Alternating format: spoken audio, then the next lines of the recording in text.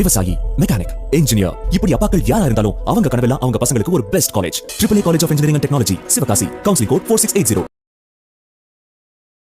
மதுரையில் அதிமுக பொதுச் செயலர் எடப்பாடி கே பழனிசாமி பரப்புரையில் ஈடுபட்டு வருகிறார். அதனை பார்க்கலாம். வந்தவுடன் திரு கருணாநிதி அவர்கள் எங்களுக்கு எதிரியாக இருக்கலாம், எதிர்க்கட்சியாக இருக்கலாம். அவர் முன்னாள் முதலமைச்சர் இருந்தவர். அப்படிப்பட்டவரை வீட்டு சிறையில் வைத்திருந்ததாக செய்தி வந்திருக்குது. அந்த செய்தியை நாங்கள் விசாரிப்போம். விசாரணையில் உண்மை இருந்தால் எப்பேற்பட்டவர் எந்த பதவியில் இருந்தாலும் சட்ட ரீதியாக நடவடிக்கை எடுக்கப்படும்.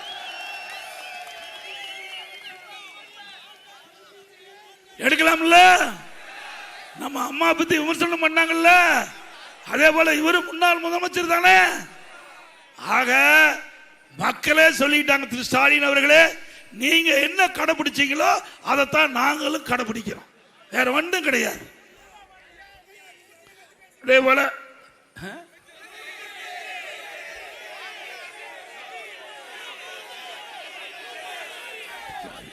இங்க காது கேட்கல.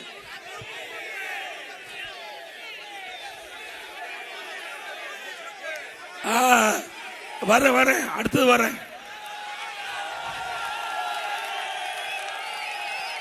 இவரு மிகப்பெரிய ஊழல். இவருதான் ஊழல்லையே மிகப்பெரிய ஊழல்.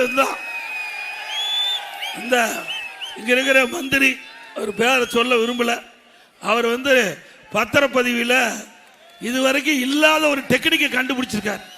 இதுவரைக்கும் இல்லாத ஒரு டெக்னிக்கை கண்டுபிடிச்சு எப்படியெல்லாம் பத்திரப்பதிவு செய்யணும், எப்படி பத்திரப்பதிவு செய்தா அவர்கிட்ட பணம் பெற முடியும் அப்படின்னு டெக்னிக் கண்டுபிடிச்ச அமைச்சர் இந்த மாநகரத்தில் இருக்காரு. அவரையும் அதிமுக ஆட்சிக்கு வந்த பிறகு விசாரிக்கப்படும். விசாரணையில் தவறு இருந்தால் நடவடிக்கை எடுக்கப்படும். அப்புறம் இன்னொரு அமைச்சர், இங்க இருக்கிற அமைச்சர், அவர் யாருன்னு தெரியும், நிதி அமைச்சராக இருந்தார். அந்த நிதி அமைச்சர் ஒரு ஆடியோவில் ஒரு செய்தி வெளியிட்டார். அந்த செய்தி உங்களுக்கு எல்லாத்துக்கும் தெரியும். அதில் என்ன, 2 வருஷத்துக்கு முந்தைய செய்தி வெளியிட்டார். அதில் திரு சபரீஸ்வரனும் திரு உதயநிதி அவர்களும் 30,000 கோடி கையில் வைத்துக் கொண்டு என்ன செய்வது என்று அறியாமல் திகைத்துக் கொண்டிருப்பதாக ஆடியோவில் செய்தி வந்தது இல்லையா? 2 வருஷத்துக்கு முந்தைய 30,000 கோடினா இப்ப எத்தனை கோடி கொள்ளை அடிச்சிருப்பாங்க. நாம சொல்லலைங்க. யார் சொன்னது? தமிழ்நாட்டுடைய நிதியமைச்சர் சொன்னார். அப்படின்னா உண்மை இருக்குமல்ல. அவர் மீது நடவடிக்கை எடுத்தாங்களா? எடுத்தா இன்னும் நிறைய வெளியிட்டுருவார். ஏன்னா வெளிநாட்டில இருந்து படிச்சு வரவர், எல்லாமே தெரியும். இவருடைய ஊழல்லாம் அவருக்கு தெரிஞ்சிருக்கிற காரணத்தில் வெளிநாட்டில் அடிக்கடி முதலமைச்சர் போயிட்டு வந்தாரு, துணை முதலமைச்சர் போயிட்டு இருந்தாரு. அப்ப தொழில் முதலீட்டு ஈர்க்க போகல, தொழில் முதலீடு செய்ய போயிருக்காரு.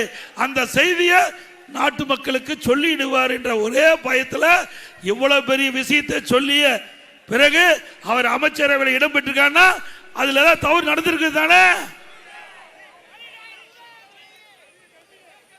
அதே போல நீ சிந்தித்து பார்க்க வேண்டும். இன்றைக்கு எங்களுடைய அறிவிப்பு 244 அரசு ஊழியர்கள் நாளையிலிருந்து அரசு ஊழியர்கள் ஓட்டு போட ஆரம்பிக்கிறாங்க. தயவு செய்து அருள் கூர்ந்து அரசு அலுவலர்கள், ஆசிரியர் பெருமக்கள் சிந்திக்க வேண்டும். சிந்திக்கின்ற நேரம். நீங்க அரசாங்கம் என்ன சட்டம் போட்டாலும் அதை நடைமுறைப்படுத்தக்கூடிய இடத்தில் இருப்புகின்றவர்கள் அரசு ஊழியர்கள், ஆசிரியர் பெருமக்கள்.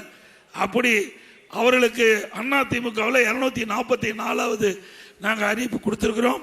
பங்களிப்பு ஓய்வூதிய திட்டம் மற்றும் தற்போது விடியா திமுக அரசு அறிவித்துள்ள உறுதியளிக்கப்பட்ட ஓய்வு திட்டம் ஆகியவற்றில் அரசு ஊழியர்கள், ஆசிரியர் சங்கங்கள் உட்பட அனைத்து சங்கங்களின் கோரிக்கைகளை பரிசீலித்து தேவையான திருத்தங்கள் மேற்கொள்ளப்பட்டு ஓய்வு திட்டம் சீரமைக்கப்படும் என்ற கருத்தை சொல்லியிருக்கிறோம்.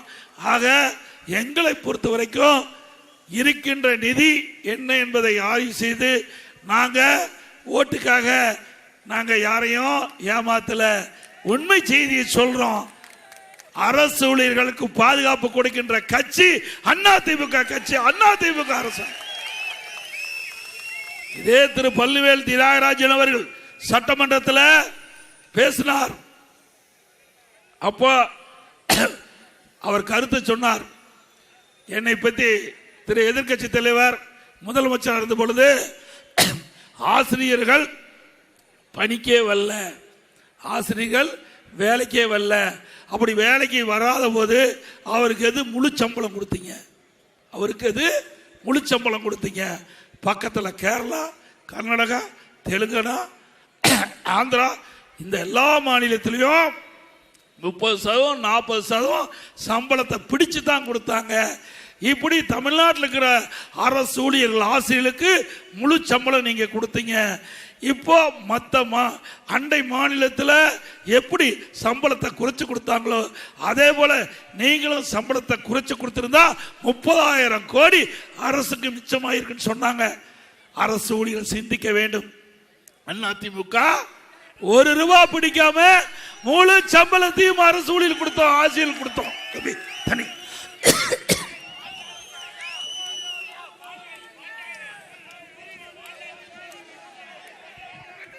அது மட்டுமல்ல, இன்னைக்கு கொரோனா காலத்தில் ஆசிரியர்களை பள்ளிக்கு வர வேண்டாம். ஏன்னா கொரோனா வைரஸ் இன்னைக்கு காற்றிலே பரவக்கூடியது. அவருக்கு அந்த ஆசிரியர் பெருமக்கள் பள்ளிக்கு வருகின்ற பொழுது இந்த கொரோனா வைரஸ் தாக்கப்பட்டு ஏதாவது உயிரிழப்பு ஏற்பட்டு அச்சத்தில் அவளையும் பாதுகாத்த அரசாங்கம் அதிமுக அரசாங்கம். ஆனா திமுக வந்தவுடன் பள்ளி ஆசிரியர்களை வரவழைச்சிட்டாங்க. அரசாங்கம் எப்படி செயல்பட வேண்டும் என்பதற்கு உதாரணமாக இருந்த அரசாங்கம் அம்மாவுடைய அரசாங்கம். வறட்சியை முறியடிச்சோம், புயலை முறியடிச்சோம், வெள்ளத்தை முறியடிச்சோம், கொரோனா முறியடிச்சோம், நல்ல திட்டங்களை கொடுத்தோம். இதை விட ஒரு அரசாங்கம் எப்படி சிறப்பாக செயல்பட முடியும்? சிந்திச்சு பாருங்க. எவ்வளவு கடுமையான சோதனை, கட்சியில பிரச்சனை, இயற்கையும் பிரச்சனை. இப்படிப்பட்ட காலகட்டத்தில் கூட அதிமுக அரசு சிறப்பாக செயல்பட்டு நல்ல ஆட்சி கொடுத்த ஒரே அரசாங்கம் அதிமுக அரசாங்கம். இன்னைக்கு தமிழகத்தில் எந்த மூலை முடுக்கல் சென்றாலும் அதிமுக ஆட்சி பொற்கால ஆட்சி என்று சொல்லுகின்ற அளவுக்கு மக்களுடைய பாராட்டை பெற்ற அரசு அதிமுக அரசாங்கம். இன்றைக்கு முதலமைச்சர் பேசுறார், மத்திய அரசு மீது குறை சொல்லிட்டு இருக்கார். மத்திய அரசாங்கத்திலிருந்து மத்திய அரசாங்கம் தமிழகத்தை வஞ்சிக்கிறது, தமிழகத்துக்கு தேவையான திட்டங்களை கொடுக்கல, தமிழ்நாட்டுக்கு தேவையான நிதிகளை கொடுக்கலன்னு ஒரு பச்சை பொய்ய மனசாட்சி இல்லாம இன்றைய முதலமைச்சர் வெளியிட்டிருக்கார். திரு ஸ்டாலின் அவர்களே சிந்தித்து பார்க்க வேண்டும். 15 ஆண்டு காலம் மத்தியிலே ஆட்சி அதிகாரத்திலே இருந்த கட்சி திமுக கட்சி இருந்ததில்ல, காங்கிரஸ் கட்சி. அதுல திராவிட முன்னேற்ற கழகம் அமைச்சரவையில் இடம்பெற்றிருந்தாங்க. பாரதிய ஜனதா ஆட்சி மத்தியில் இருந்தபோது ஆட்சியில் இடம்பெற்றிருந்தாங்க.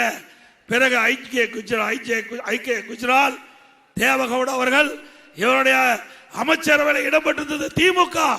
15 ஆண்டு கால திராவிட முன்னேற்ற கழகம் மத்தியிலே ஆட்சி அதிகாரத்தில் இருந்தபோது தமிழ்நாட்டு மக்களுக்கு புதிய திட்டங்களை வாங்கி கொடுத்தீங்களா? புதிய நிதியை பெற்று தந்தீங்களா?